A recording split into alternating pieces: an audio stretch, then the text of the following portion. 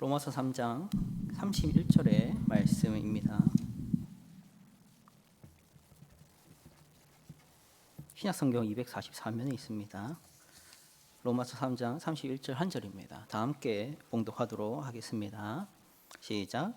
그런즉 우리가 믿음으로 말미암아 율법을 파기하느냐? 그럴 수 없느니라. 도리어 율법을 굳게 세우느니라. 아멘.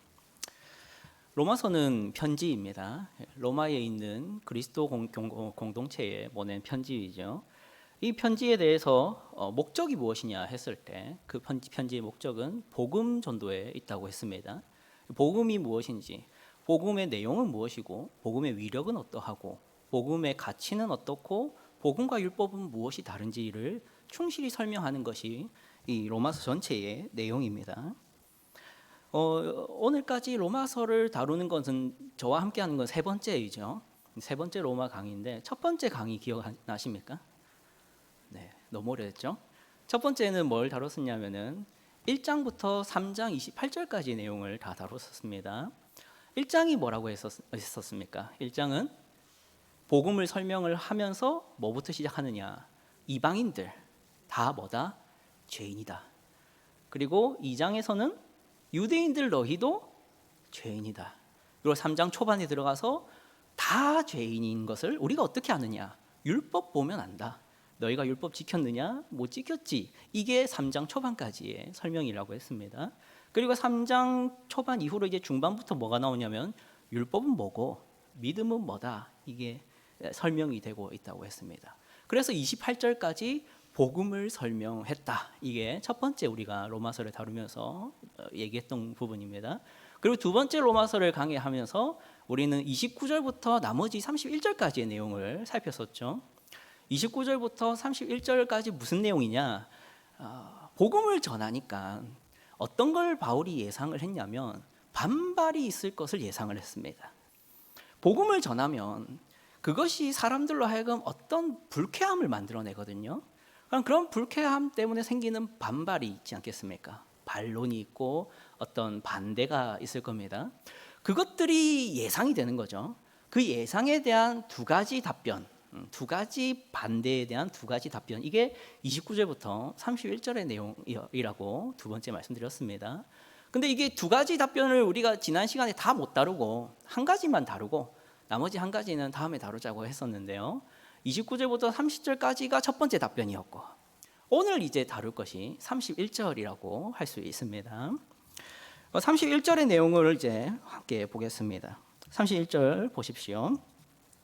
그런즉 우리가 믿음으로 말미암아 율법을 파기하느냐? 그럴 수 없느니라. 도리어 율법을 굳게 세우느니라. 여기에 율법의 파기라는 단어가 나오지 않습니까? 이게 사람들의 반론입니다. 이 복음을 전했더니 사람들이 무슨 생각을 하냐면 율법을 파기하는 거 아닌가라는 반대가 나타났다라는 것이죠. 파기가 무슨 말이냐면 율법을 무시하는 거 아니냐, 율법을 반대하는 거 아니냐, 이런 식으로 말했다는 겁니다. 그런데 바울이 뭘 가르쳤길래 바울이 전한 복음의 어떤 부분이 율법 파기처럼 보이느냐 하는 겁니다. 그게 뭐냐면 27절과 28절입니다. 27절과 28절의 복음 진술의 부분인데요. 한번 같이 보겠습니다. 제가 읽어드릴게요. 그런즉 자랑할 때가 어디냐? 있을 수가 없느니라. 무슨 법으로냐? 행위로냐? 아니라 오직 믿음의 법으로니라. 그러므로 사람이 의롭다 하심을 얻는 것은 율법의 행위에 있지 않고 믿음으로 되는 줄 우리가 인정하노라. 오직 믿음의 법으로 의롭다함을 받는다. 행위가 아니다. 율법이 아니다. 이 말이 율법을 무시하는 걸로 들리는 거죠. 그럼 이제 율법 필요 없다는 말이냐? 이렇게 들리는 겁니다. 그런데 이것은 당시에 엄청난 충격을 일으키는 부분입니다. 우리가 이제 율법 하지만 율법은 쉽게 말해서 윤리거든요. 윤리.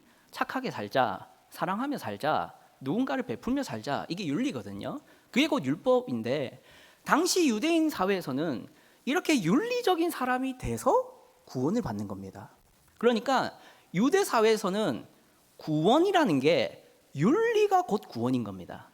내가 더 윤리적인 사람이 되고 내가 더 율법을 잘 지키는 사람이 되는 것이 구원과 직결되는 것이었죠. 그게 구분이 안 되는 것이 당시 유대 사회였습니다.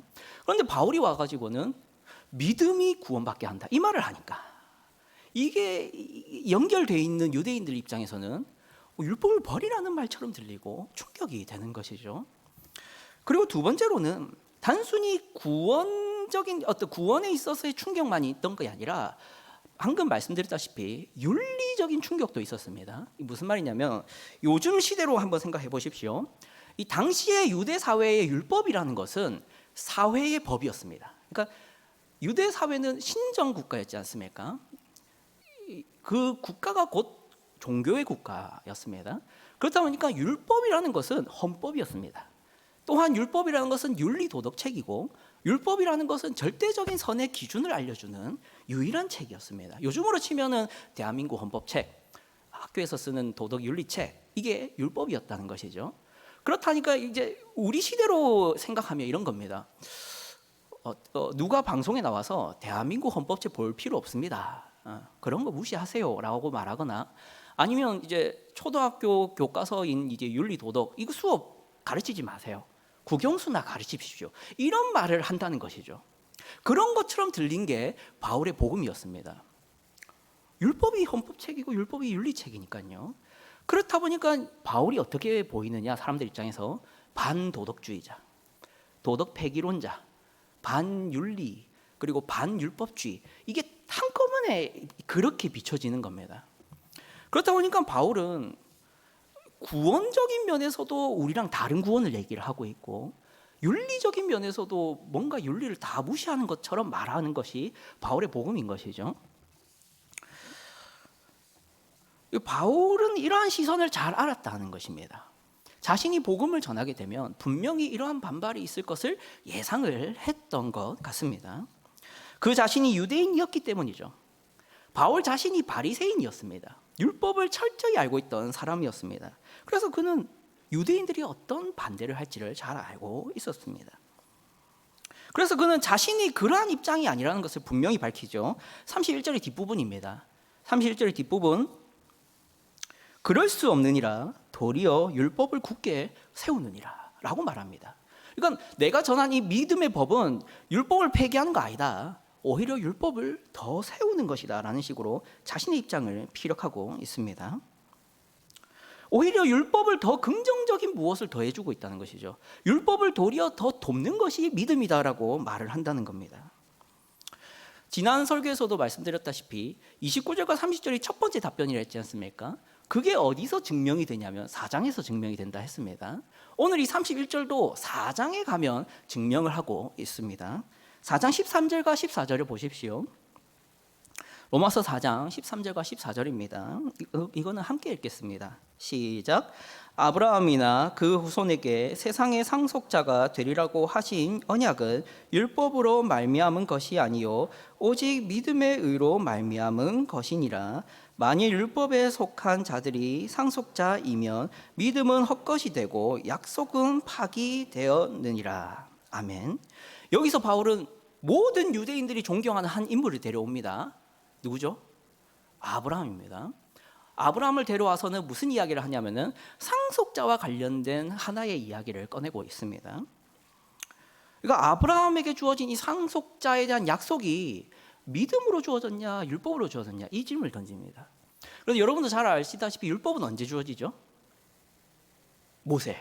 그러면서 아브라함 때로부터 400년 후에 율법이 주어졌습니다. 그럼 아브라함 때는 율법이 있었습니까? 없었습니까? 없었죠. 없었는데 어떻게 이 상속에 대한 약속을 이룰 수 있었습니까? 이삭을 낳았지 않습니까?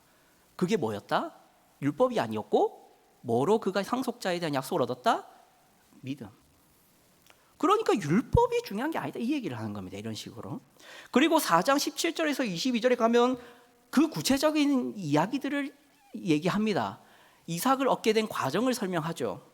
어떻게 이삭이 주어졌냐? 믿음이 아니었냐? 율법으로 이삭이 주어졌냐? 아브라함이 율법을 잘 지켜서 이삭을 주셨냐? 그게 아니다. 믿음으로 이삭이 주어졌다. 그 얘기를 하는 겁니다. 그러니까 변명을 할 수가 없는 것이죠. 상속자가 되는 길이 뭡니까? 율법입니까? 믿음인 거죠. 우리가 하나님의 자녀가 되고 아브라함과 동일하게 아브라함에게 약속된 그 약속의 복을 우리도 얻는 그 상속자됨이 율법에 있다, 믿음에 있다, 믿음에 있다 이렇게 증명하는 겁니다. 그렇기 때문에 구원은 믿음이라는 것이죠. 사랑하는 성도 여러분, 이 바울과 유대인들의 차이가 여기서 드러나는 겁니다. 유대인들의 관점과 바울의 관점이 이렇게 다른 것이죠. 이것을 이해하려면 이 단어를 좀 설명드려야 되는데, 이 상속자 됨이랑 상속자 같음을 구분하셔야 됩니다. 상속자 된다는 것은 상속자라는 지위가 내게 주어진다는 겁니다. 그러니까 다르게 말하면 자녀가 되는 것이 상속자 됨이죠. 근데 상속자 같음은 뭡니까? 상속자는 아닌데, 자녀는 아닌데 상속자 같은 말과 표정과 행동은 할 줄 아는 것, 그게 상속자 같음입니다. 그러니까 상속자가 된다는 거랑 상속자 같은 모습이 되는 거랑은 별개입니다. 율법은 뭡니까? 상속자 같은 자가 되는 거죠. 그런데 상속자가 되는 겁니까? 그건 아닙니다. 근데 상속자가 된다는 것이 뭡니까? 믿음이라는 것이죠. 믿음은 상속자가 돼버리게 하는 것이 믿음인 겁니다. 그래서 아브라함이 여기서 지금 상속자가 어떻게 되냐? 믿음으로 되지 않냐? 그 얘기를 꺼낸 이유는 유대인들이 생각하는 관점과는 전혀 다른 관점으로 얘기를 하는 겁니다. 유대인들은 아까까지 어떻게 생각했습니까? 우리가 어떻게 구원받느냐? 율법을 잘 지켜서 10년이든 100년이든 철저하게 지켜가서 마지막에 하나님 앞에 서서 하나님 저 상속자처럼 잘 살았지 않습니까? 그래 너 상속자 같더라. 의롭네. 이렇게 구원을 생각했습니다. 그런데 바울이 이제 와서 보니까 그게 아니었다라는 걸 알게 된 거죠. 그런 방식으로는 내가 상속자가 될 수 있었던 것이 아니었다는 것을 깨달아 버렸습니다. 그는 그래서 믿음이라는 것을 가져오는 것이죠. 사랑하는 성도 여러분, 우리가 말입니다. 이렇게 물에 빠지거나 아니면 이제 심장마비가 쇼크가 오면 이게 어떻게 됩니까? 호흡을 못하게 되지 않습니까? 심장이 멎거나 호흡을 못하게 됩니다. 그러면 그 사람은 가만 놔두면 어떻게 됩니까? 죽죠. 그러면 이제 우리가 뭐부터 해야 될까요? 심폐소생술. 영어로 하면 CPR, 유식하죠? CPR, 심폐소생술을 해야 됩니다. 그걸 가만 놔두고 회복되기를 기대할 수 있습니까? 절대 기대할 수가 없습니다. 심장이 멎고 호흡이 안 되는데 가만 놔두고 건강해질 것이라고 기대하는 것은 어리석은 것이죠. 우리는 그 사람이 호흡을 돌려놔야 되고 그 사람이 심장을 다시 뛰게 해야 건강을 기대할 수 있습니다. 지금 바울의 얘기가 그겁니다. 유대인들은 이게 인간이 어떤 상태인지 모릅니다. 우리가 1장과 2장에서 얘기했지 않습니까? 인간은 죽어있는 상태입니까? 살아있는 상태입니까? 죽어있다는 얘기를 1장, 2장에 한 겁니다. 너희가 율법을 지킬 수 있을 것 같으냐? 아니다. 너희는 율법 못 지킨다. 그래서 3장에 보시면 10절부터 무슨 얘기합니까? 하나님을 찾는 자가 있는 걸 내가 보려 했으나 있더라 없더라라는 얘기를 했지 않습니까? 선을 행하는 자도 없고 하나님을 찾는 자도 없고 아무도 없어서 다 치우쳐 무익하게 된다라는 얘기를 3장에서 했습니다. 이게 무슨 말이냐면 인간은 살아있다 죽어있다? 죽어있다는 얘기를 하는 겁니다. 그럼 죽어있는 사람에게 회복을 기대하고 율법을 지킬 것을 기대하고 상속자 같이 살 것을 기대하는 것은 어리석은 것이죠. 그래서 유대인들이 어리석었다는 얘기를 바울이 하는 겁니다. 너희가 계속 그렇게 살아서 의롭다 함을 받을 것이라 기대하는 것이 바보 같은 소리다라는 얘기를 하는 겁니다. 그래서 바울은 뭐부터 해라는 겁니까? 인공호흡부터 하라는 겁니다. CPR부터 하라는 겁니다. 먼저 살려놓고 율법을 얘기해라는 겁니다. 그게 뭐라고요? 믿음. 율법은 철저히 지켜서 마지막에 의롭다 함을 받지 않습니까? 믿음은 지금 당장 의롭게 되는 것을 말하는 겁니다. 바울이 예전에 다른 유대인들과 동일한 상식을 가지고 살았지 않습니까? 그도 율법을 충성되게 지키는 것이 의롭게 되는 길이라고 생각했습니다. 이러한 생각이 깨어질 때는 언제였죠? 언제 이 생각이 깨어졌습니까? 바울은 많은 예수를 믿는 자들을 잡아 죽인 사람이었습니다. 근데 그 생각이 깨어진 때가 어느 계기였습니까? 다메섹 도상이 아니었습니까? 그때 자신이 핍박하던 예수가 나타나서 네가 핍박하는 예수다라고 얘기를 해버리니까 바울이 알고 있던 모든 생각이 깨어져 버립니다. 율법을 지키는 것이 구원의 길이라고 생각했는데 내가 하던 것이 예수를 대적하던 것이라는 것을 알게 돼버린 거죠. 그때부터 그는 자신이 알고 있는 모든 율법에 관한 지식이 자신을 짓누르는 무게의 바위가 되어버렸습니다. 아는 만큼 자신의 죄가 너무 커 보이는 것이죠. 율법을 아는 만큼, 율법을 지켜온 만큼 그는 철저한 죄인으로 증명되기 시작했습니다. 자신이 이제까지 율법을 지키기 위해서 예수를 믿는 자들을 다 잡아 죽였지 않습니까? 그 모든 과거의 기억이 자신을 찌르는 창이 되어버린 것이죠. 그는 어찌할 줄 몰랐습니다. 그때 하나님이 누구를 보내십니까? 아나니아라는 사람을 보내서 그를 위로하시죠. 그리고 아나니아를 통해서 복음을 가르칩니다. 그때 바울은 이제 알게 되는 것이죠. 아, 내가 율법을 지키는 것이 구원의 길이라 생각했는데 그것이 어리석었구나. 오직 예수 그리스도를 믿는 믿음으로 해방이 돼야, 죄에서 벗어난 상태가 돼야 비로소 나는 율법을 지킬 수 있구나. 이거를 그때 깨달았습니다. 진실을 알게 된 바울은 그 구원관이 완전히 바뀌었습니다. 그는 호흡이 없는 사람들로 걸어라라고 말하지 않습니다. 호흡이 없으면 뭐부터 해야 됩니까? 호흡하는 것부터 해야 됩니다. 전신이 마비된 사람들로 일어나라고 말하지 않습니다. 이제는 전신이 마비된 사람한테는 뭐부터 해야 됩니까? 마비를 풀어주는 것부터 해야 됩니다. 죽은 사람이 대답할 거라 기대하고 질문을 던진 사람이 있습니까? 없죠. 죽은 사람과 대화를 하고 싶다면 뭐부터 해야 됩니까? 살리는 것부터 해야죠. 그래서 믿으라는 겁니다. 바울은 어떻게 믿음이 율법을 세우느냐? 살리는 것이 믿음에 있기 때문입니다. 믿음으로 살려놓으면 뭐가 됩니까?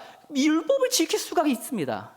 그런데요, 살리는 건 전혀 관심 없고, 내가 죽어있다는 사실도 인정 못하겠고, 내가 죽어있지 않으니까 난 율법을 지키면 되는 것이고, 이렇게만 생각하고 끝없이 나락으로 떨어지고 있는 바리새인들과 율법 교사들이 어리석어 보이는 것이죠. 그래서 바울은 믿음을 얘기했던 겁니다. 그런데 사람들은 여전히 뭐라고 얘기한다고요? 네가 율법을 파기하느냐, 이 얘기를 한다고요. 복음을 이해를 못합니다. 복음은요, 도리어 우리로 하여금 율법을 잘 지키게 하는 하나님의 선물입니다. 죽은 우리가, 죄로 말미암아 죽은 우리가 우선 살아나야 하나님의 말씀에 반응을 할 것이다, 그걸 알기 때문에 하나님이 예수 그리스도로 말미암아 그 길을 여신 것이 복음입니다. 그런데 여전히 네가 믿음 거리니 나는 네가 율법을 자꾸 무시하는 것 같아서 싫다, 이렇게 본다는 것이죠. 여기까지 설명을 들어도 여전히 불만을 가진 분들이 있습니다. 왜 그 불만을 못 해결하냐면 이들은 여전히 그 유대인적인 사고에서 벗어나지 못합니다. 그들은 이렇게 말합니다. 오직 믿음으로 구원을 받는다라는 말은 좋다. 그런데 그 말을 하면 뭔가가 이게 사람들이 동료가 되지 않고 뭔가 사람들이 율법을 지키는 데 있어서 해이해지지 않겠느냐라는 생각을 합니다. 그래서 이렇게 차라리 말해라. 순종 잘해야 구원받는다. 죄 지으면 지옥 간다. 10계명들 중에 하나라도 안 지키면 천국 못 가고 율법 어기면 신자가 아니다. 이렇게 말하는 것이 교인들이 더 경각심을 가지고 신자답게 살고 말하고 행동하게 되지, 오직 믿음으로 말미암아 의롭다함을 받는다느니, 오직 예수 그리스도만으로 충분하다니, 그런 교리적인 얘기들은 성도들이 윤리적인 삶을 사는 데 있어서 해이해지게 만든다. 그런 말 하지 마라. 이렇게 말합니다. 우리 일상의 이야기로 예를 들면 맞는 말 같지 않습니까? 우리가 자녀를 훈계하고 학생들을 가르칠 때 이게 잘하면 상 주고 못하면 벌 준다, 이게 더 이렇게 다루기가 쉽지. 너 선생님 믿으면 착해지고 너 부모님 믿으면 착해진다, 이렇게 말하면 뭐가 되겠습니까? 우리 일상으로 보면 그렇습니다. 그러나 기독교 신앙이라는 것은 신비입니다. 일상이 아닙니다. 믿음에는 하나님의 능력으로서 역사하는 무언가가 있습니다. 그렇기 때문에 다른 것이죠. 로마서 3장 9절에서 12절이 그 얘기를 하고 있습니다. 로마서 3장 9절만 한번 보십시오. 9절 한 절만 보면, 그러면 어떠하냐? 우리는 나으냐? 결코 아니라 유대인이나 헬라인이나 다 죄 아래에 있다고 우리가 이미 선언하였느니라. 아멘. 죄 아래에 있다라는 이 표현이 중요합니다. 여러분, 모든 사람은 태어나면서부터 죄 아래에서 태어납니다. 근데 죄 아래에 있다라는 이 표현이 무슨 의미냐면 지배하에 있다, 묶여 있다라는 의미입니다. 그러니까 죄를 벗어날 수 없는 상태입니다. 그럼 이 사람에게 너 착하게 살아, 너 율법 지켜, 하나님 사랑해, 예수 그리스도의 사랑으로 이웃을 사랑해, 되겠습니까? 안 된다는 얘기입니다. 그걸로는 율법을 잘 지킬 수 있는 길이 아니라는 겁니다. 뭐부터 해야 된다고요? 죄 아래에 있으니까 뭐부터 해야 됩니까? 죄 밖으로 꺼내는 것부터 해야죠. 죄에서 해방되지 않아 놓고서는 어떻게 율법을 지킵니까? 그게 믿음이라는 이야기를 하는 것입니다. 그래서 믿음은 율법을 세운다, 이 얘기입니다. 포도나무 비유인데요, 요한복음 15장 4절에서 5절을 보시면, 요한복음 15장 4절에서 5절을 보시면 이 예수님의 포도나무 비유가 있습니다. 한번 같이 보겠습니다. 제가 읽어드리겠습니다. 내 안에 거하라, 나도 너희 안에 거하리라. 가지가 포도나무에 붙어있지 아니하면 스스로 열매를 맺을 수 없음 같이 너희도 내 안에 있지 아니하면 그러하리라. 나는 포도나무여 너희는 가지라. 그가 내 안에 내가 그 안에 거하면 사람이 열매를 많이 맺나니 나를 떠나서는 너희가 아무것도 할 수 없음이라. 아멘. 이 비유가 아까 말한 그 상태를 보여주는 겁니다. 모든 인생은 죄 아래에 있다. 여기서는 어떻게 표현되냐면 포도나무로부터 떨어져 있다라는 것으로 얘기를 하는 겁니다. 모든 인생은 떨어져 있는 가지와 같습니다. 그 상태로는 열매를 맺을 수 있다 없다? 없다. 그러니까 어떻게 해라? 우선은 나한테 붙어라. 그러면 열매를 맺을 수 있다. 이 얘기가 포도나무의 비유의 원리입니다. 사랑하는 성도 여러분, 우리가 처음 해야 될 작업은 이 상태 그대로, 내가 죽어있는 상태 그대로, 죄에서 해방되지 않은 그 상태 그대로 율법 지키는 거 아닙니다. 열매 맺으려고 아무리 밟으면 쳐도 안 맺어집니다. 뭐부터 하면 됩니까? 붙으면 됩니다. 붙으면 열매는 자연스럽게 맺습니다. 그래서 뭐부터 하라고요? 오직 믿음으로 말미암아 의롭다함을 받으라는 겁니다. 믿음은 우리 그리스도 안에 거하게 만드는 하나님의 선물입니다. 우리는 그 믿음으로 말미암아 그리스도 안에 거하고 포도나무 대신 그리스도로부터 양분을 얻게 되며 그 양분으로 말미암아 자연스럽게 포도나무 열매를 맺게 됩니다.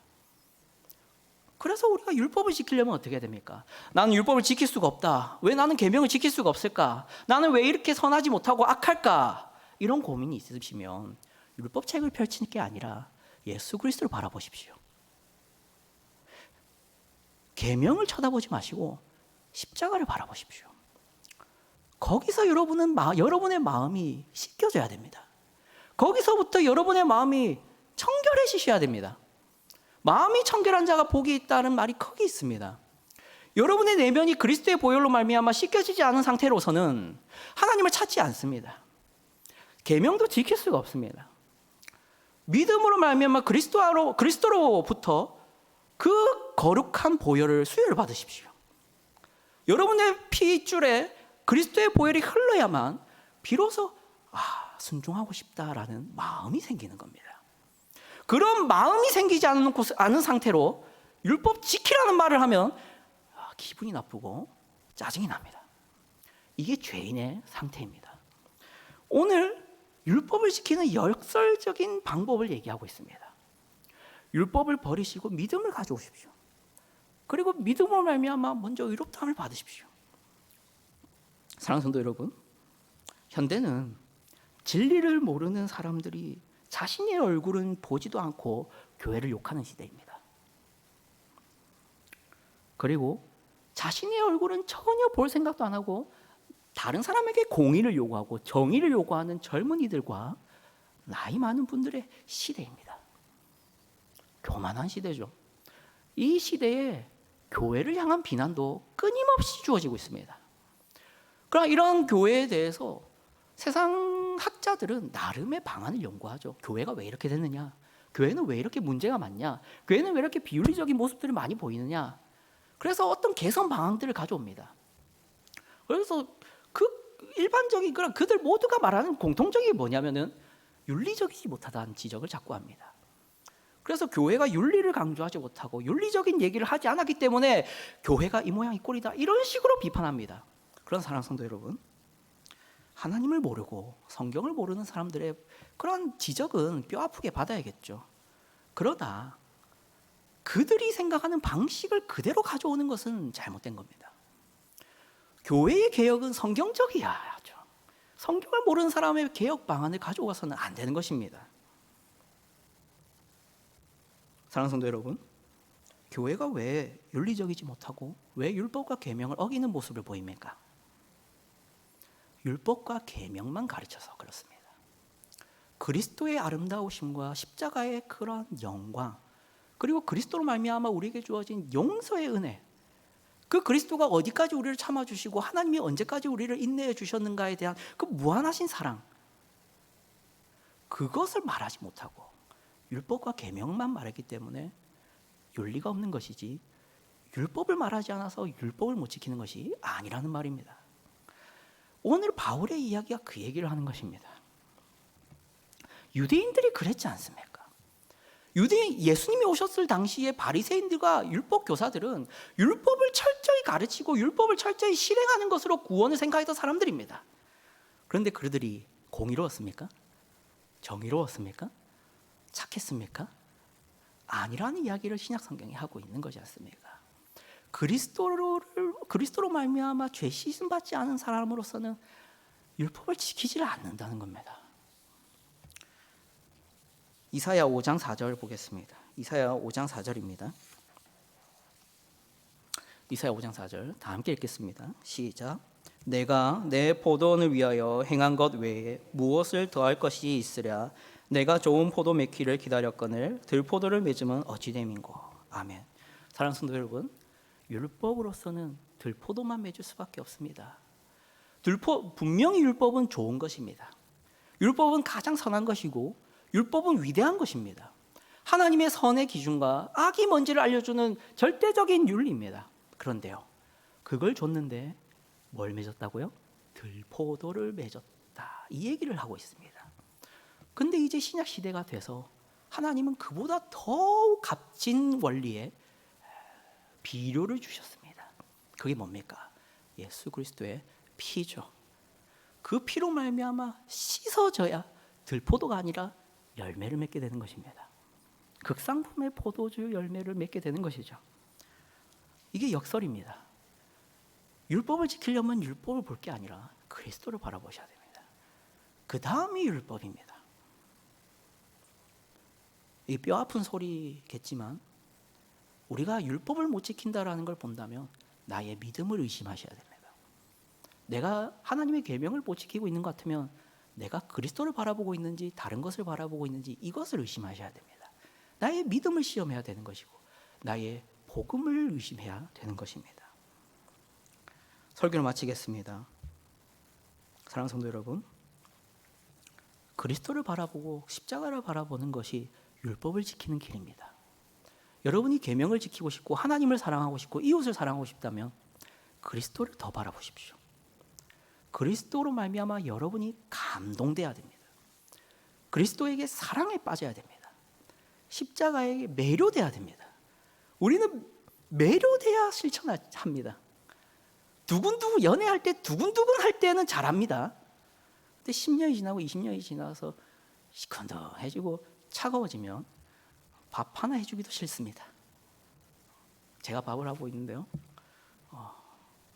아직은 안 그렇습니다. 아직은 해주고 싶습니다. 그러나 여러분, 사랑이 있어야 그 사람을 위해 하고 싶습니다.